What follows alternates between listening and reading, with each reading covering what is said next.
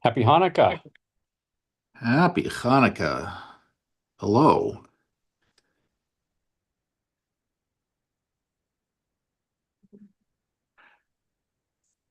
Welcome, everybody. Thanks. There. Brittany, nice to meet you.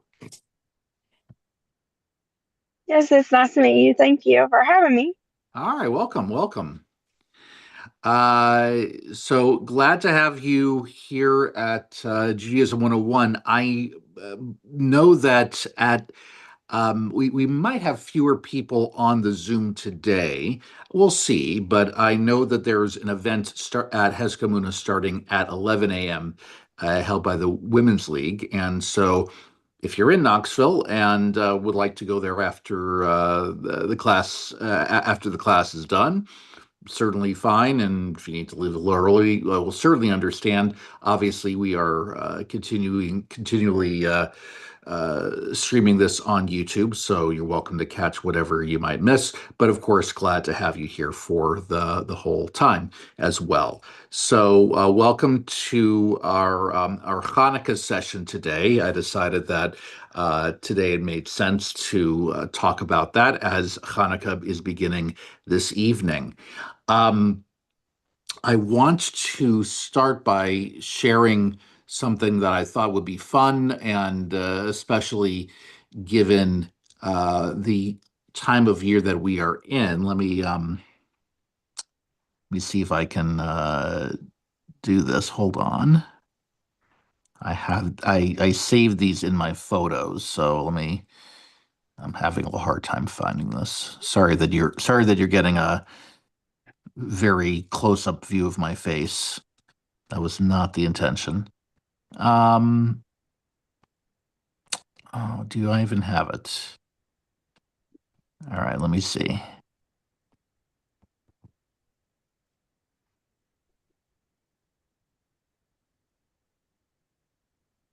Okay, I actually don't think I have it, so I will simply describe it to you, which is that, so I want to start by, I guess, mentioning this particular um, social media post, which I found very fun, which is that, hey, for those who are new to Judaism or considering Judaism, don't forget to tell them that we're about to have a week in which we have nothing but food cooked in oil and jelly donuts. So this is a great time to potentially be a part of things.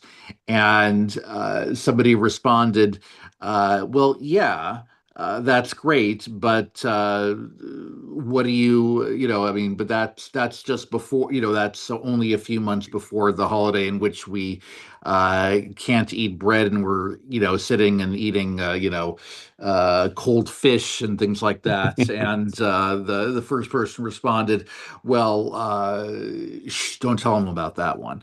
But obviously, it's all a part of things.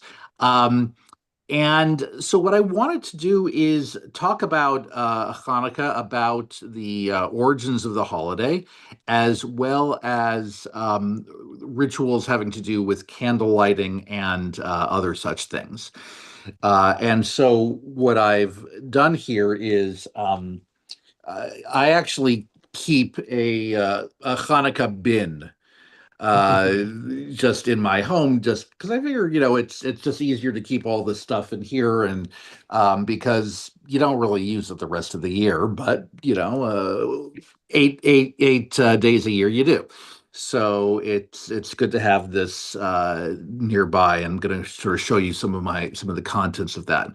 But first, let's talk about the meaning of the holiday and where it comes from, because there is a bit of confusion about this, at least culturally.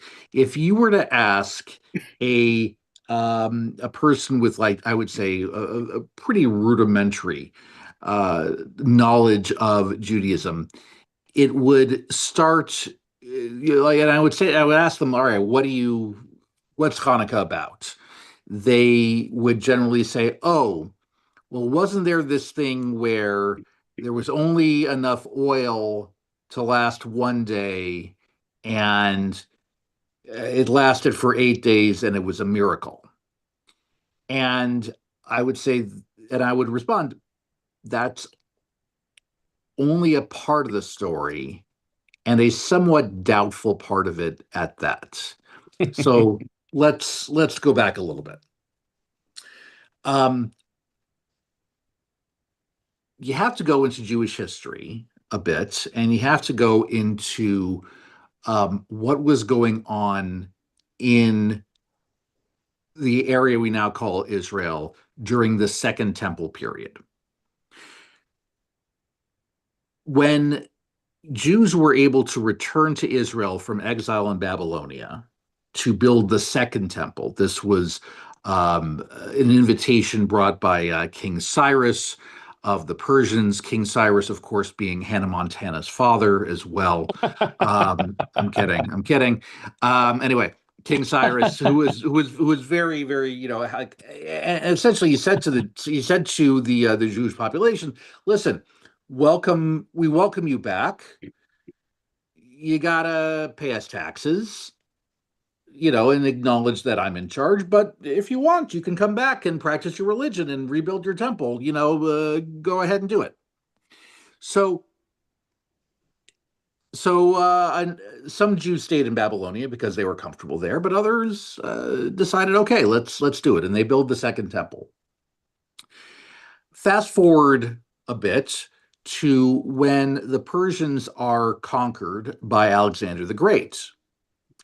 Now, Alexander the Great was actually very well liked by the Jews. In fact, Alexander became a somewhat common Jewish name because of Alexander the Great.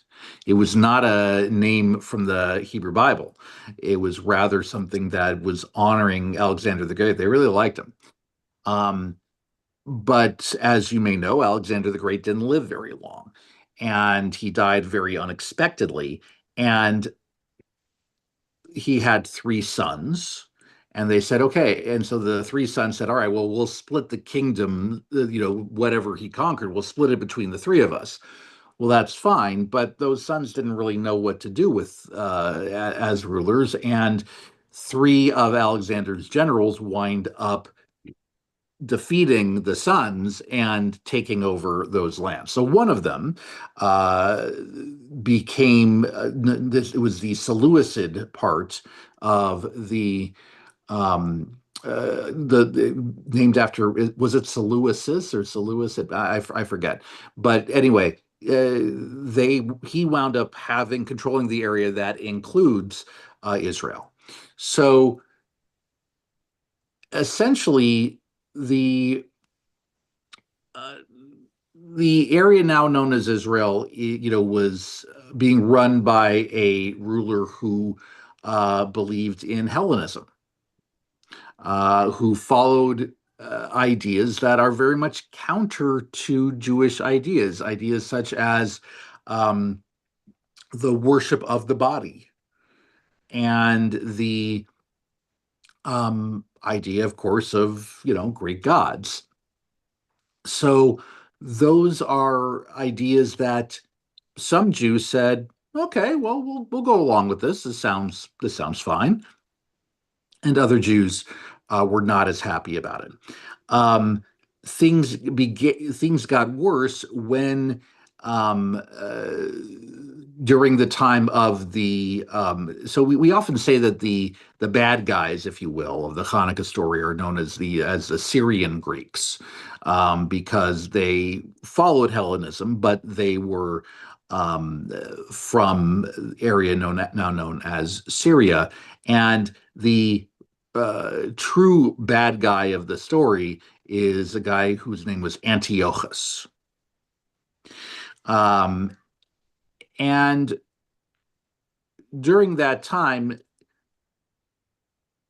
we regressed from an era in which Jews were allowed to practice their religion as long as we, acknowledged who was in charge of the land, to those who were in charge of the land starting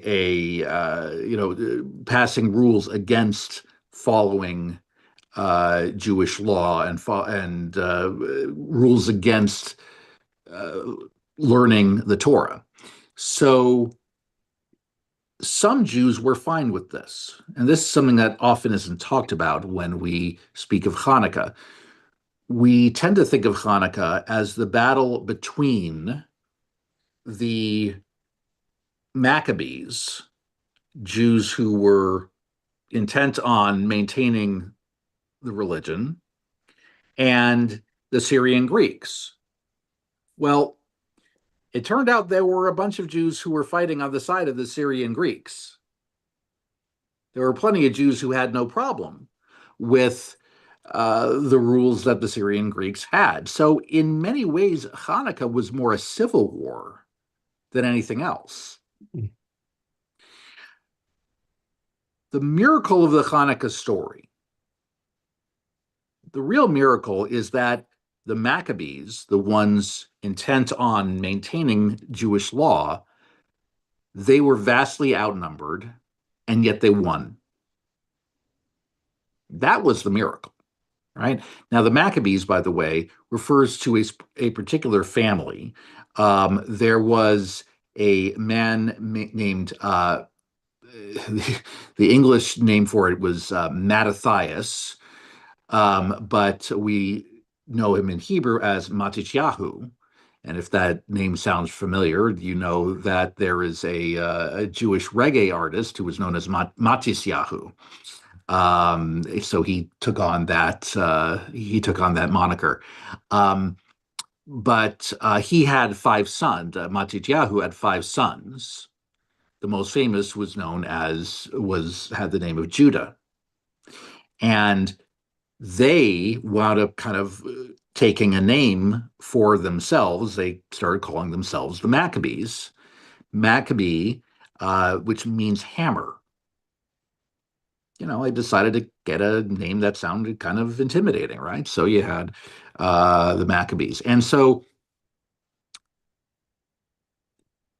one of the offenses that the Syrian Greeks had done was to essentially trash this second temple.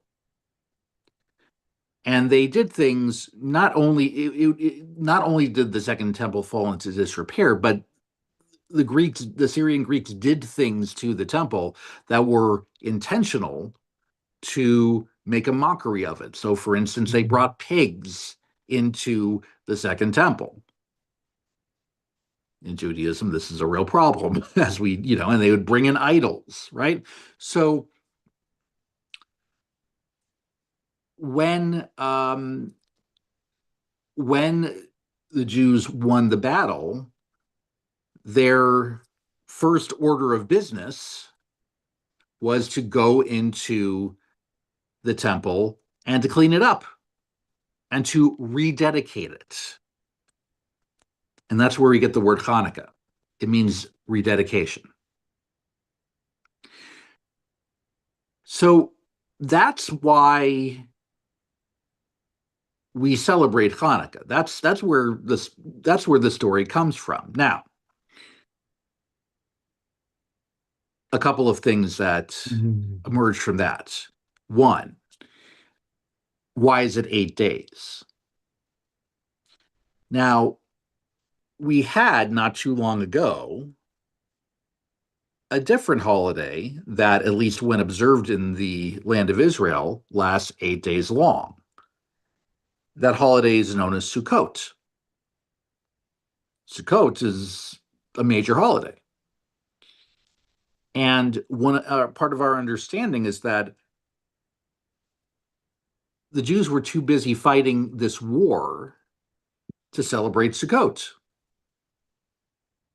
So the idea was, let's create a new Sukkot, if you will. And that's why we have an 8-day holiday for Hanukkah. Now, it's not a major holiday in the sense that there's no prohibition against work. That's, as I think I discussed in a previous session, that's what makes a major holiday a major holiday, as opposed to a minor holiday. A major holiday is one in which you are not allowed to do work. Hanukkah, because work is allowed, becomes known as a minor holiday. That's why it's 8 days long. And so what they did was an adaptation of it, because in the temple, one of the great symbols in the temple was a menorah. Now, the menorah in the temple was a candelabra that had seven, placed for seven lights. Well, what are we going to do? Because we have 8 nights of this holiday. So they decided, okay, let's add two more, and we'll make the the candle in the middle. We'll make this ninth candle. We'll make that the helper candle that lights all the other candles. What's the name of that candle? The shamash. Shamash. Yeah. So that's to it's to help, right? It's a helping candle. So that's so so it's interesting because we often talk about when we talk about the when we refer to this, we often refer to this as a menorah, but it actually is a specific type of menorah, a menorah specifically made for Hanukkah. So it's really a Chanukiah. Mm-hmm. But to say that we are lighting the menorah, it's not incorrect. It's just not the most accurate way of putting it. You're really talking about a Chanukiah. Okay. So, I have a few questions, Rabbi. sure, of course. Okay. Am I correct in assuming that there were various skirmishes that went over several years between these various groups of Jewish people, and they were living in, the Syrian Jews were living in Jerusalem, or were they scurrying back to Syria and then coming in, and how much of that is historically documented? The historical documentation is suspect, I would say. Not saying that it's completely fabricated, but it's a little sketchy. I mean, we learn some things from Josephus. We learn some things from the books of Maccabees, which I'll touch on in a moment. But yeah. Okay, and what do we know? What caused this final battle, if you will, that ended this situation? I mean, I don't remember like whether there was one specific.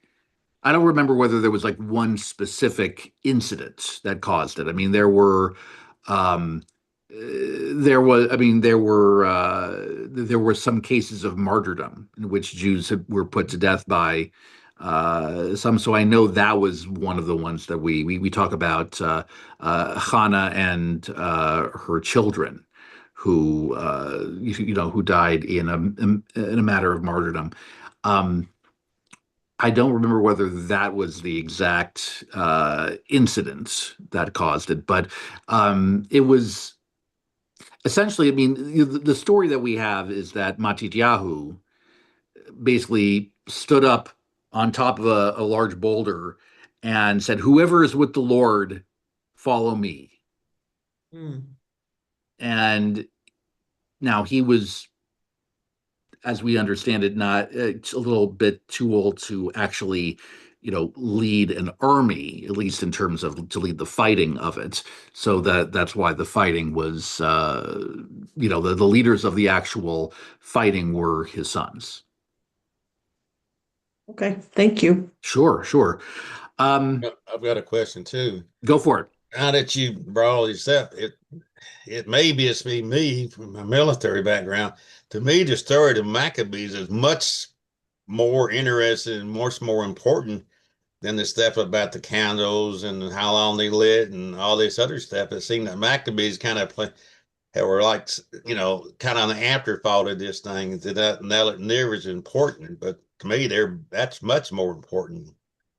So Will, that's a perfect segue to this next part that I'm going to explain here, which is that how did we get um, how did we get this whole emphasis on candles and lighting and oil? How do we get to that when people? Exactly. All right. So here's what happened. So the Maccabees, they go in, they lead the rededication of the temple. Great. And there was a relatively brief period of time in which there was Jewish independence in Jerusalem, where there was actually an independent Jewish state. And this lasted for a bit. However, the descendants of the Maccabees had some loftier ideas in terms of what to do with their new power. At a certain point, they began to say, well, we had so much success on the battlefield.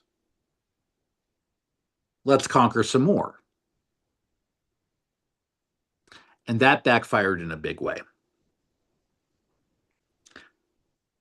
So not only did their attempt at winning more territory backfire, but it weakened Jewish rule in Jerusalem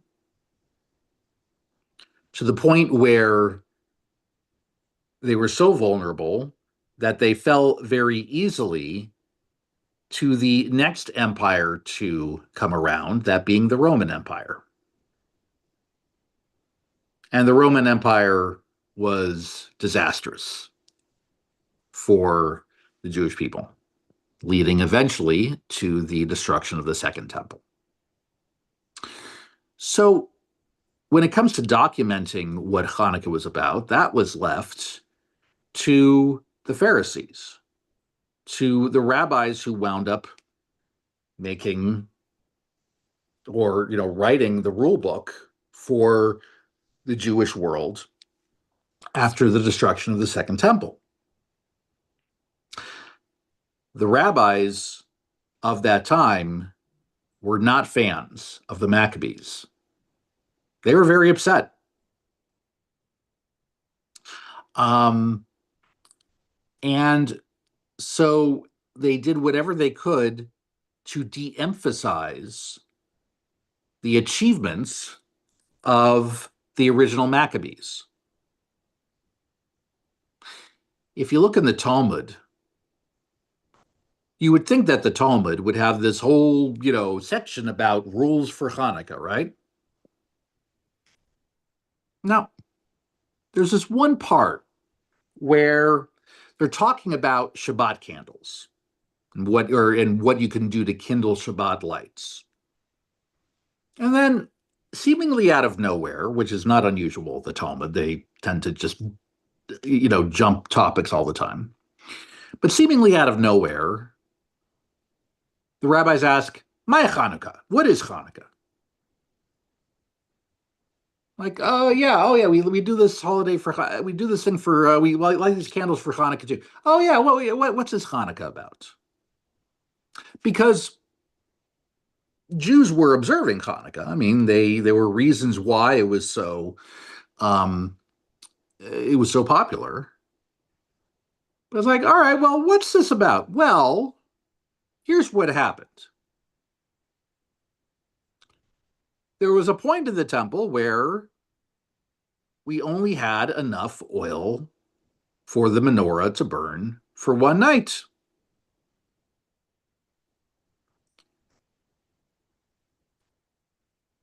And we didn't have Amazon Prime. Couldn't just order more, or what have you.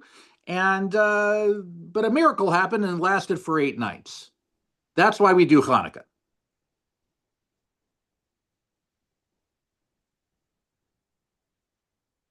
Did this happen? You know, it is doubtful. I'm not saying it didn't, but I'm saying it's suspect at the very least. But they're the ones who wrote the book. And that's how this idea kind of perpetuated.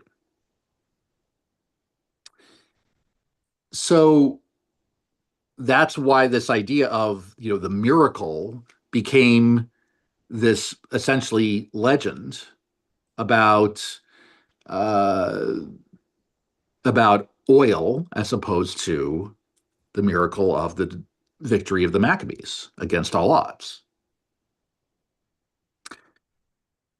We kind of incorporate both nowadays. We kind of use both. Because as I think I've talked about before, and if not, then I'll make sure to explain the idea that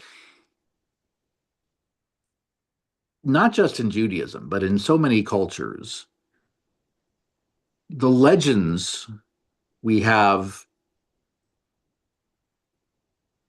wind up being as important as the history. Now, it's important to know the history. I'm not trying to say that that we should forget the history, obviously. And I'm also not saying that we need to take the legends as fact, but they're kind of but they're part of our culture. So the miracle of the oil probably didn't happen. I now want to mention one of the greatest mistakes I ever made in teaching kids, which was I remember this is my first student pulpit up in Watertown, New York, basically almost in Canada. And, I'm talking to the handful of kids in their religious school, and I said to the kids, the miracle of the oil, it probably didn't happen. And these kids are like, what? What? Really? It didn't? Okay, all right. So I said, look, like, guys, it's okay. It's okay. Like, we can still celebrate it. We can still have fun with it, but it's just like, there's no, it's just like, all right, there's no, there's no such thing as Santa Claus. So What? there's no such thing as Santa Claus. So there's no such thing as a miracle. It's okay, but we can still like Christians can still enjoy Santa Claus. That's fine. And like so I was trying to put it like that. Okay. The next day, Oh. one of the kindergartners goes to his public school and starts to tell everyone, my rabbi said that there's no such thing as Santa Claus. It's Hanukkah Harry. Yeah. And it got back to me that I had just broken these young Christian kids' hearts, which was not the intention. I called him Hanukkah Charlie. Right. It's like I was like, okay, I'm sorry. Okay, I won't do that again. But it's part of it. I mean, like we still traditionally eat foods cooked in oil because, the miracle of the oil, it's been added to our legends. So with that whole explanation, right? It's Hanukkah really, is definitely a story of perseverance, of retaining our values in the face of people trying to take away or water down our values. Those are important. Those are important things to celebrate.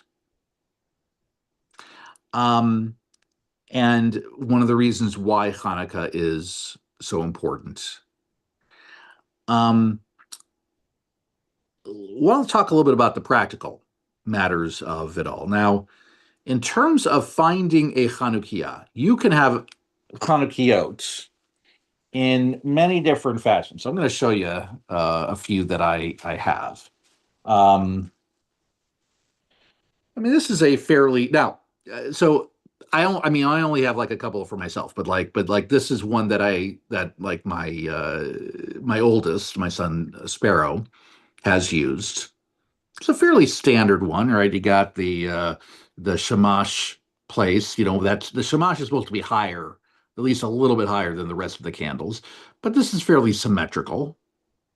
It doesn't have to be completely symmetrical, but this is a fairly common one you can find.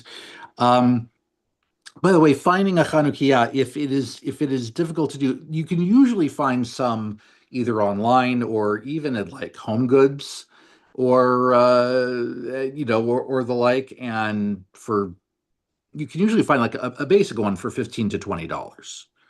So it's usually not too hard to find, at least something. Here's another. Actually, this is I think this one was a spare one. This is actually the one that my oldest would use, that Sparrow would use. Also fairly, straightforward. Um, but I've kept around a couple of other fun ones that, especially for when my younger kids were themselves younger. This is a Noah's Ark uh Hanukkah, where you see you got the candles. So here the shamash is at the end, but the whole thing is Noah's Ark. My son's middle name is Noah, so we thought we'd have that would be a fun one. And then I think this is Eliana's. Yeah, Eliana. This it's a circus. It's a circus theme. Um, and then this is my new one. I got this Hanukkah recently, and I'm very excited about it for a very kind of goofy reason. This is my Hanukkah. Okay, I'm a big fan of things that can collapse or condense. Right, this is meant for travel, and since I'll be in Knoxville for most of the holiday, I'm looking forward to bring this with me.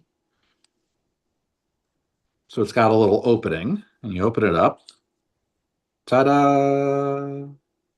Oh, A little travel Hanukkah does the trick. I've got uh, two electric ones I stick in my windows in the front of my house, window in the back of my screen and deck on the back of the house, because this faces a road for the woods. So, I can't, it's either that or put an Israeli flag up, but I usually do that. I put the lights up, and I've got various sizes metal one, but the weirdest one, I hate to say weirdest one, but a friend of my wife's that she's known since childhood sent this one in a package Mm. from Israel, and it looks it's supposed to look like the wall, and it mhm. has places you can stick slots in, and it has the places for the candles in the top, but this is the strangest one I've seen, but she thought it'd be nice. It's like a gift pack from Israel. She sends us every year around Hanukkah.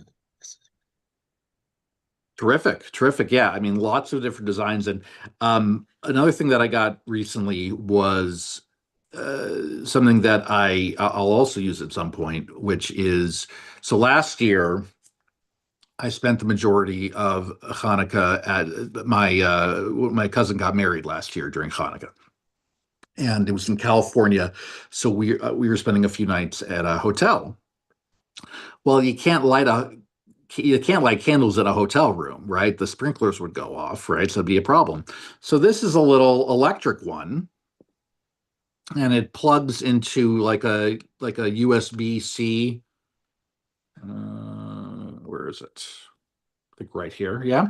And you can just, if worse comes to worse, if you're in a situation where you can't find candles or you can't find stuff, I mean, this by the way, like, I mean, for instance, like if Jews are hospitalized, right? You can't just light candles in a hospital room. So Do you like turn one on at a time as as you need to, or they all go on at once and stay on? yeah, you kind of turn them on, one at a time. I purchased one for my mother for this year since she's in the assisted living, Sure. and it's pretty nice. It's got blue candle light. The Mhm. only thing I don't like is you hit the button to move it. So to turn it off, you got to light all eight and then swap Yeah, 2 days. But I told her, I said, just let it burn all day. Just don't turn it off.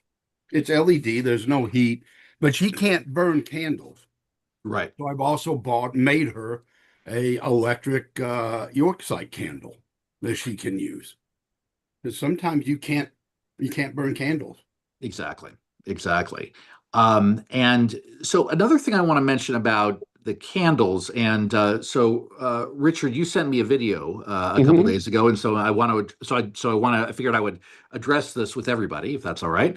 Um, he sent me a video a couple days ago in which someone was talking about how Hanukkah candles are actually holier than Shabbat candles. So, and the video was, I believe, correct, right? Because what is the purpose of Hanukkah candles today? Well, there are a couple different purposes, but Shabbat candles, the purpose of Shabbat candles is actually completely practical, meaning we light Shabbat candles literally so we can have light, so we can see. Right? I mean, that's why we have Hanukkah candles. Or sorry, that's why we have Shabbat candles. Hanukkah candles are there for our enjoyment. They're there for us to enjoy looking at them. So essentially, once we light them, the idea is to, if possible, stay in the room that we lit them in and just enjoy the pretty candles burning. That's the goal of Hanukkah candles, and also it is to you're supposed to publicize the miracle. We're supposed to, if possible, put our Chanukiah by the window, and that passersby can take a look and see, our pride in the miracle. What weird Christmas decorations you have?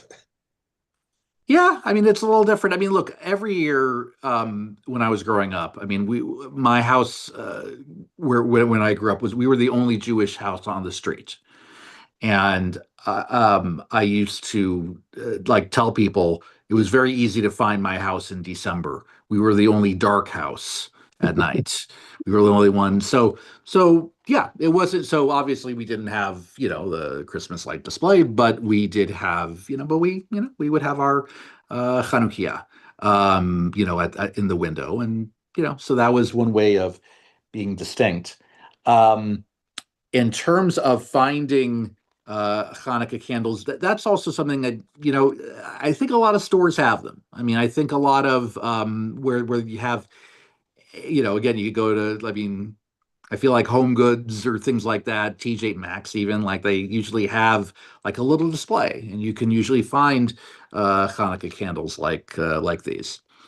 Um, The nicest ones I've found, the uh, not gift shop, but stuff that sells birthday supplies. They always have them. I can't think of the name, but the nicest ones I found were at Target. They were sure. better than any other I found, so I just stocked up on the ones at Target. So they were so much nicer than the rest. They weren't the multicolored, looked like birthday candles. These are just nice white candles. Exactly. Exactly. And I would always recommend, like, if you don't have any Hanukkah candles, I definitely recommend getting two boxes instead of one, because they give you the exact number of candles that you need for the 8 nights of the holiday. However, what if one breaks? You should have backup if possible. Well, You should try to get backup. I'll give a plug. I actually made the trip into Knoxville one day and bought my candles at the shul. Okay. Figuring I would support. Um, I'm glad I didn't buy my electric menorah there because they were like 4 times what I paid for them. They Sure. were nicer than what I had, but most synagogues, temples will also have them around the holiday, so it's a good place to get them from too.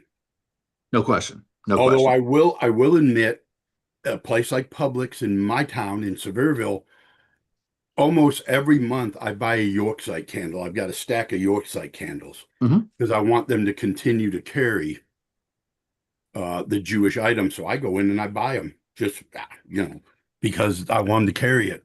So that also helps us a little bit. Certainly. Let me show you what you need to do in terms of lighting it, in case you may be new to lighting Hanukkah candles. So I'll use my new little handy dandy thing. So what you're supposed to do is, so like I said, every night you have the helper candle, right? So this one, is, you can find it, in the middle. So you have the helper candle here. Okay. And then you start on the right-hand side. So I'm using my rights and what have you. So That's the question I always have, particularly when it's facing out the window or when it's in the house, the ones I can just see in the house. Which right is it that you're looking at, or from people from the outside are looking at? it should be the way you're looking at it. So if And it's backwards on this outside to the street, yeah, yeah, which hopefully will encourage people to come inside. Come inside and see it the right way.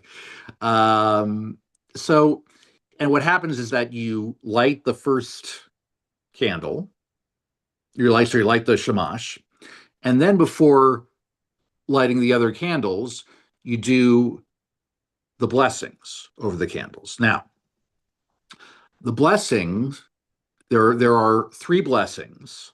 The third one we only recite tonight. We only recite on the first night of Hanukkah. The first blessing is Baruch atah Adonai Eloheinu melech haolam asher kishanu b'mitzvotav v'tzivanu lahadlik ner shel Shabbat. Blessed are you, Adonai our God, ruler of the universe, who has sanctified us with mitzvot and given us the commandment to light Hanukkah candles. That's the first one. The second one is Baruch atah Adonai Eloheinu melech haolam she'asa nisim lavotenu bayamim hahem uvazman hazeh. Blessed are you, God, ruler of the universe, who has done miracles in times of yore and even up until today. All right. So thank you, God, for miracles of the different days. Now, the third one is a prayer known as the Shehechianu, which is a prayer thanking God for allowing us to reach any kind of milestone. So we say the Shehechianu at different times throughout the year.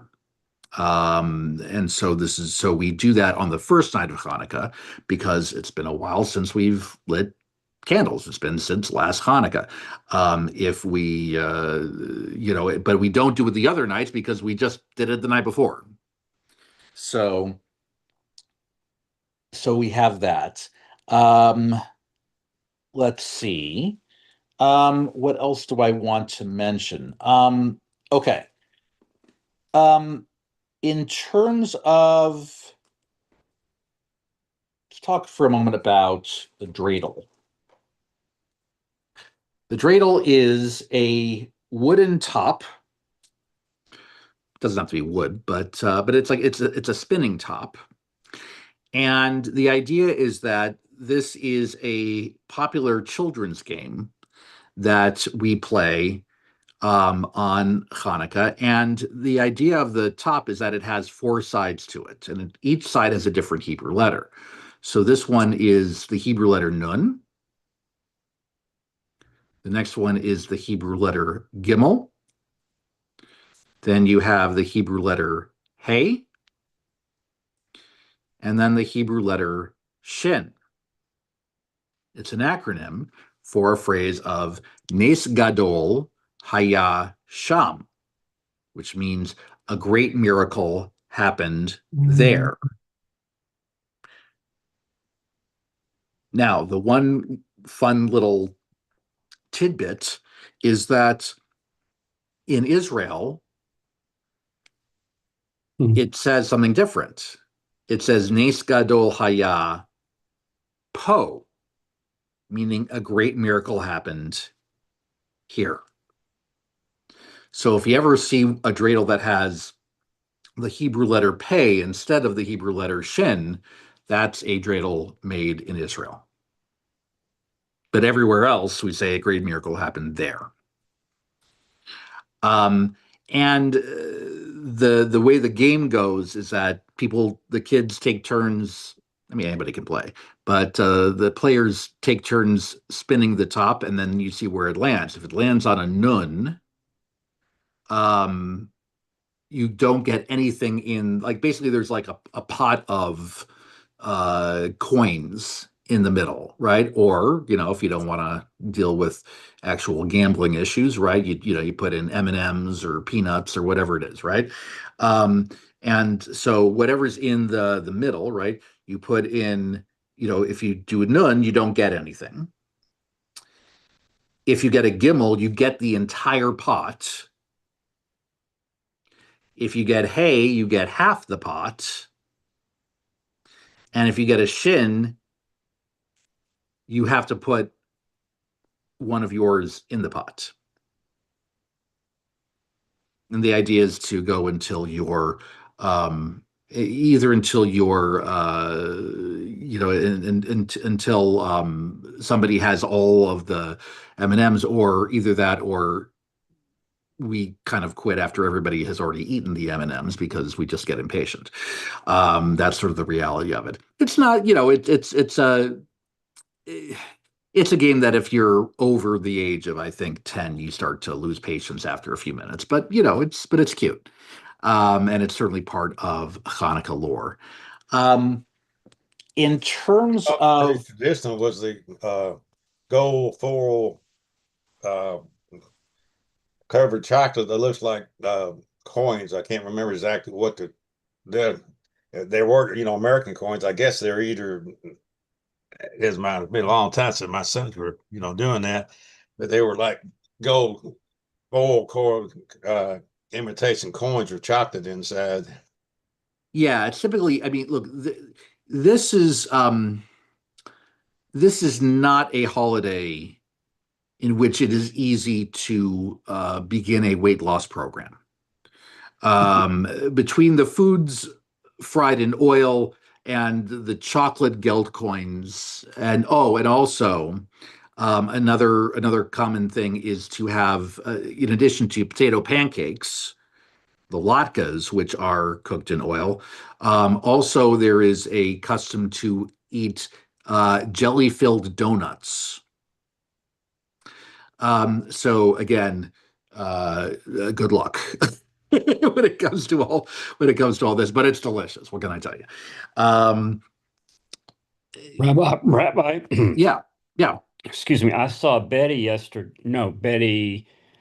Friday at the supermarket, and she had her car loaded with stuff for this event Mhm. today, and she had all these boxes of Little Debbie jelly rolls, and she said they're kosher. Mhm. She said Little Yeah. Debbie kosher or Little Debbie jelly rolls are kosher. Yeah. Yeah. No, they do. Well, I mean, they actually. I mean, the full name was Little Deborah. No, I'm kidding. That's not true. But I have I yeah, have the most important question. yeah. What do you put on your latkes? Applesauce. Okay. I knew there Um, was a reason I like you, Rabbi.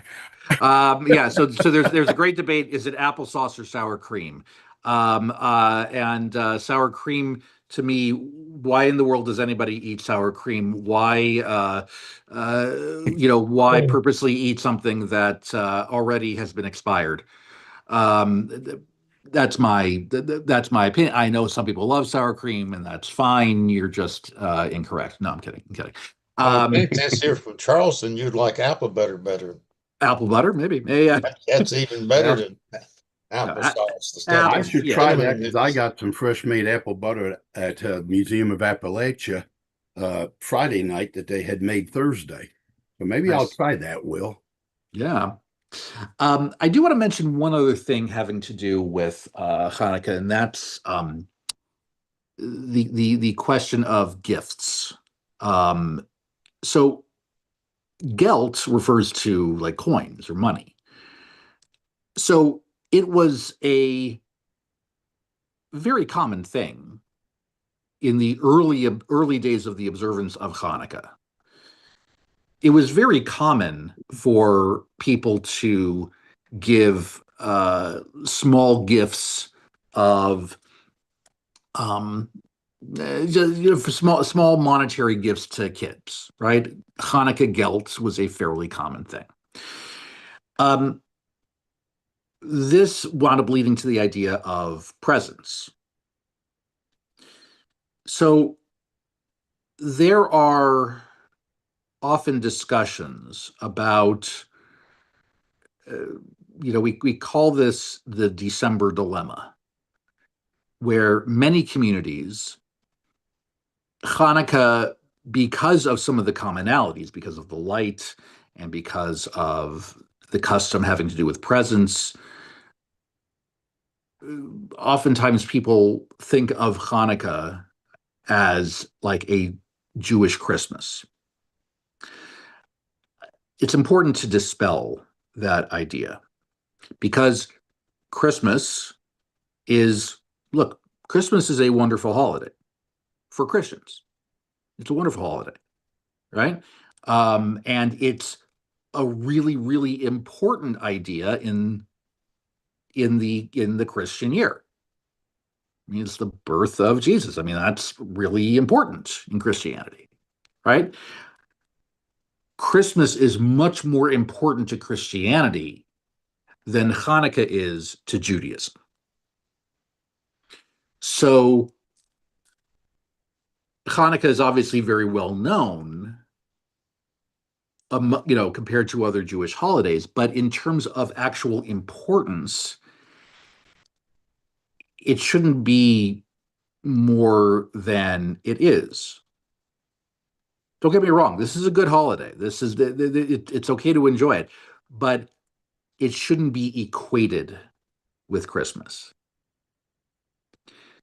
Um, so when it comes to gifts,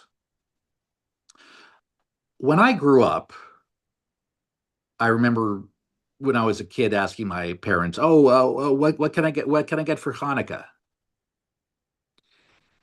And my parents were not big into Hanukkah gifts. They said, "If you want something, we'll get you a book." Which, when I was a kid, I'm like, "Oh, a book." Nowadays, I'm like, "Oh, a book, fantastic, right?" But when you're my kid, I'm like, "Ah, come on." Um, what I so my then wife, when we began, when our kids were born, our custom was her custom growing up was she got a present every night. That gets expensive, but that's what she grew up with. So It's thick of gold. Come up with the amount you want to spend over the 8 days and divide it out over the 8 days. What we used to do our maybe, kids. maybe, yeah. I mean, well, but so what I began to develop with my kids was something very different, or sorry, it was different, but it was a compromise. Part of it is being, having, divorced parents. I mean, you want to make it possible for, like, you don't want to be like, like one parent does all the amazing things and then the other parent, doesn't do much. Like, you don't want to make it so that there's this, inequality. And it's not good to have a situation where it's a competition between the parents. Um, which is a good general rule of thumb anyway. So what I've done is I've said essentially, okay, you get one substantial gift. You get one like really, like nice gift on one night. 6 of the 7 other nights, you get what I like to call a tchotchke. Like I guess you would call, I guess for Christmas one would call it a stocking stuffer, but basically just got a little toy. Honestly, I go to Dollar Tree for some of them. It's got like little things. I mean, yeah, every year I get them a pair of socks. Just fuzzy warm socks, just like a little something. So in other words, if they want to have something every night, okay, you'll get something. It'd be like a little thing. Like I got them I usually get them like a little bookmark or something like that. Something cute. And then the other night, instead of giving them something, I make a charitable donation in their honor to the charitable fund that they choose. Because it's important to remember to give back. I uh, so in when I was rabbi in Charleston, we did something where we connected with a couple of local grocery stores, and we called it Night of Giving. And it was a very simple program. We'd show up at the grocery store at a particular time. The grocery store would allow us to do the Hanukkah candle lighting, which took it takes all of 5 minutes. And then we said, okay, here's a shopping bag, fill it with non-perishable items that are going to be donated to the hungry. And, we wound up, getting a lot of, bringing a lot of food for those in need. So, and I know that so many churches, so many Christian organizations also, devote a lot of time to giving during, in December, leading up to Christmas, and that's certainly to be applauded as well. So, but obviously tzedakah is certainly an important value in Judaism as well. So that should not be forgotten during Hanukkah. That's how I handle it. That's how I handle it.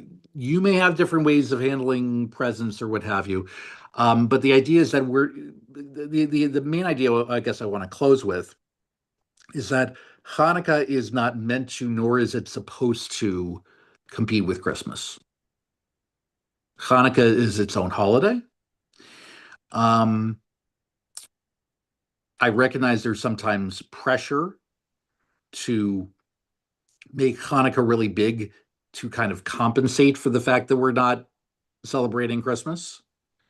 There are, especially with kids, kids feel like, oh, it's like, oh, look, my non-Jewish friends, they're getting all these, doing all these great things for Christmas. Why don't I get to do anything, right? I recognize there's pressure to make Hanukkah bigger than it needs to be because of that. But I think there are unique things about Hanukkah that are certainly worth celebrating and worth enjoying on its own.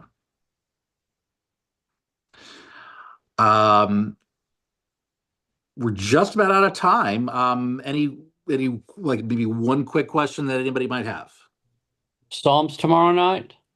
Psalms tomorrow night. Yes, we got Psalms at 6:30 p.m. tomorrow evening. And if you want to come to the synagogue, you are welcome to. But regardless, I will have it on Zoom. And then lunch and learn on Wednesday, 11:30 to 12:30. So please feel free to join us. And then we'll have another Judaism 101 next Sunday at this time. One thing that's awkward is when you're doing what you just suggested not to do or said you shouldn't do is the fact that the calendars don't match up. And it was when my son's really old, they would get 8 days of present compared to one day, but when the calendars don't match, it's doesn't work as well when the dates are awesome. Because I know my son started elementary school I went and complained to the principal at the elementary school that what is this Christmas holiday stuff? You know, everybody here is not Christian. At least my two sons are not. I'm sure that other people is not Christian. And he changed his school. It had winter break, and then somewhere along the line, all of Knox County changed it to winter break. So it was well, one of the things I stirred up at the elementary school they're at, and the whole county eventually changed over to they don't do Christmas break in Knox County. They do winter break. Yeah. Yeah. No, it's true. I mean, and we can certainly talk about, matters of being a minority. That's certainly a topic we can, explore a little more. Being a minority surrounded by other religious observances, and there are a lot of different ways we can approach that. So, yeah.